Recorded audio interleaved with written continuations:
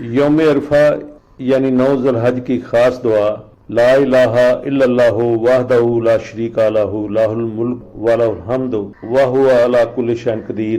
ترجمہ: اللہ کے سوا کوئی معبود نہیں، وہی ایک معبود ہے، کوئی اس کا ساجی اور شریک نہیں، اسی کی فرمانروائی ہے، صرف اسی کے لیے حمد و ستائش سزاوار ہے اور ہر چیز اس کے زیر قدرت ہے۔ تھوڑا سا جان لیں 9 ذوالحجہ کو یوم عرفہ کیوں کہا جاتا ہے۔ فقہا نے اس تاریخ کو یوم عرفہ کہنے کی 3 وجوہات ذکر کی ہیں۔ نمبر 1، 9 ذوالحجہ کو کوچ کرنے والے میدان عرفات میں وقوف کرتے ہیں، اس لیے اس کو یوم عرفہ کہا جاتا ہے۔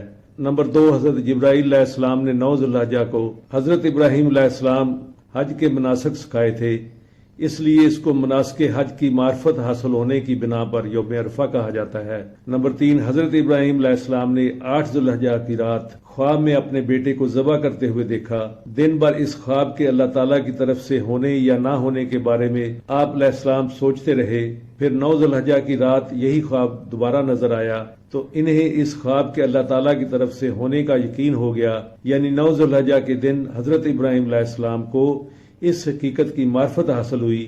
معرفت حاصل ہونے کی بنا پر اس دن کو یوم عرفہ کہا جاتا ہے۔ مذکورہ تفصیل سے واضح ہو گیا کہ اس دن کو صرف یوم وقوف عرفہ کی بنا پر ہی نہیں، دیگر وجوہات کی بنا پر بھی یوم عرفہ کا نام دیا گیا۔ 9 ذوالحجہ کو یوم عرفہ کہتے ہیں۔ غیر حاجی کے لیے اس دن روزے کی فضیلت ہے۔ میدان عرفات میں یوم عرفہ کا روزہ رکھنا منع ہے اور دوسری جگہوں میں اس دن روزہ رکھنا کار ثواب ہے، اور عیدین میں روزہ رکھنا ممنوع ہے۔ ابو ہریرہ بیان کرتے ہیں کہ رسول اللہ صلی اللہ علیہ وآلہ وسلم نے میدان عرفات میں یوم عرفہ کا روزہ رکھنے سے منع فرمایا۔ ابو قتادہ رضی اللہ تعالیٰ عنہ سے روایت ہے، رسول اللہ صلی اللہ علیہ وآلہ وسلم سے یوم عرفہ کے بارے میں دریافت کیا گیا تو فرمایا یہ سال گزشتہ اور آئندہ کے گناہوں کا کفارہ بن جاتا ہے۔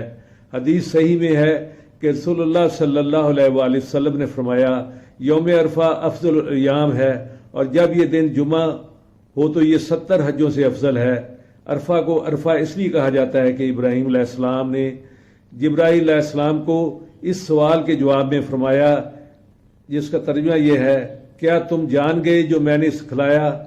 فرمایا، ہاں میں جان گیا، اور یہ گفتگو عرفات کے میدان میں ہوئی، اس لیے عرفات کی وجہ تسمیہ بھی یہی ہے۔ یوم عرفہ کے فضائل میں کچھ یہ ہیں۔ اس دن دین اسلام کی تکمیل اور نعمتوں کا اہتمام ہوا۔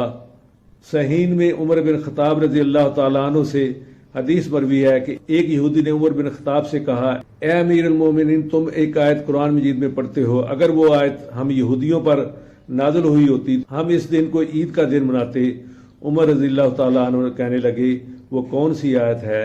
اس نے کہا، جس کا ترجمہ یہ ہے، اللہ تعالیٰ فرماتے ہیں، آج میں نے تمہارے لیے تمہارے دین کو کامل کر دیا اور تم پر اپنا انعام بھرپور کر دیا اور تمہارے لیے اسلام کے دین ہونے پر رضامند ہو گیا۔ تو عمر رضی اللہ تعالیٰ عنہ فرمانے لگے، ہمیں اس دن اور جگہ کا بھی علم ہے جب یہ آیت نبی کریم صلی اللہ علیہ وآلہ وسلم پر نازل ہوئی۔ وہ جمعہ کا دن تھا اور نبی کریم صلی اللہ علیہ وآلہ وسلم عرفہ میں تھے۔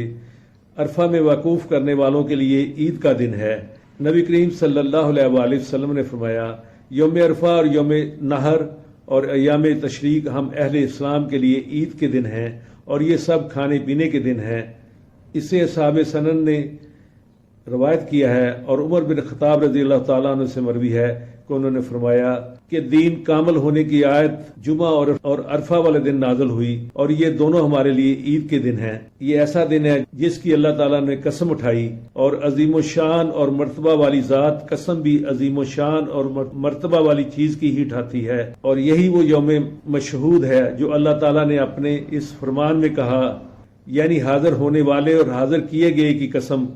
ابو ہریرہ رضی اللہ تعالیٰ عنہ بیان کرتے ہیں کہ نبی کریم صلی اللہ علیہ وآلہ وسلم نے فرمایا، یوم موعود قیامت کا دن ہے اور یوم مشہود عرفہ کا دن ہے اور شاہد جمعہ کا دن ہے۔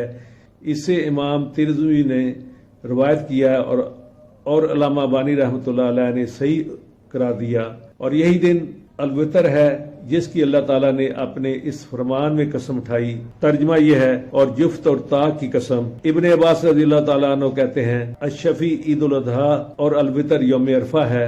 اکرمہ اور دھاک رحمت اللہ کا قول بھی یہی ہے۔ اس دن کا روزہ 2 سال کے گناہوں کا کفارہ ہے۔ قتادہ رضی اللہ تعالیٰ عنہ سے مروی ہے کہ نبی کریم صلی اللہ علیہ وآلہ وسلم نے یوم عرفہ کے بارے میں فرمایا، یہ گزرے ہوئے اور آنے والے سال کے گناہوں کا کفارہ ہے۔ یہ روزہ حاجی کے لیے رکھنا مستحب نہیں، اس لیے کہ نبی کریم صلی اللہ علیہ وآلہ وسلم نے اس کا روزہ ترک کیا تھا، اور یہ بھی مروی ہے کہ نبی کریم صلی اللہ علیہ وآلہ وسلم نے یوم عرفہ کا میدان میں روزہ رکھنے سے منع فرمایا تھا، لہذا حاجی کے علاوہ باقی سب کے لیے روزہ رکھنا مستحب ہے۔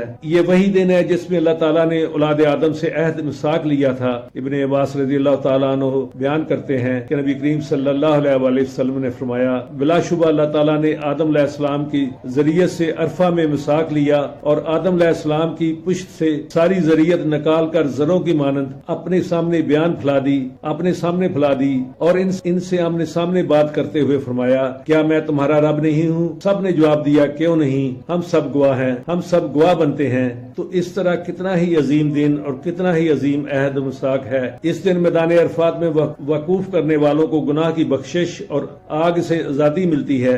صحیح مسلم میں عائشہ رضی اللہ تعالیٰ عنہ فرماتی ہیں، نبی کریم صلی اللہ علیہ وآلہ وسلم نے فرمایا، اللہ تعالیٰ یوم عرفہ سے زیادہ کسی اور دن میں اپنے بندوں کو آگ سے آزادی نہیں دیتا، اور بلا شبہ اللہ تعالیٰ ان کے قریب ہوتا ہے اور پھر فرشتوں کے سامنے ان سے فخر کر کے فرماتا ہے کہ یہ لوگ کیا چاہتے ہیں۔ عبداللہ بن عمر رضی اللہ تعالیٰ عنہ بیان کرتے ہیں کہ نبی کریم صلی اللہ علیہ وآلہ وسلم نے فرمایا، اللہ تعالیٰ یوم عرفہ کی شام فرشتوں سے میدان عرفات میں وقوف کرنے والوں کے ساتھ فخر کرتے ہوئے کہتے ہیں، میرے ان بندوں کو دیکھو، میرے پاس گرد و غبار سے آئے ہوئے ہیں، لہذا یہ بہت ہی افضل دن ہے۔ اس دن ہمیں زیادہ سے زیادہ اللہ تعالیٰ کا ذکر اذکار عبادات کرنی چاہیے، صدقہ کرنے چاہیے۔ یہ سال کا سب سے اللہ تعالیٰ کا پسندیدہ اور افضل دن ہے۔ ویڈیو کو لائک اور شیئر کر دیں اور چینل کو سبسکرائب بھی لازمی کر لیں۔ جزاک اللہ خیر۔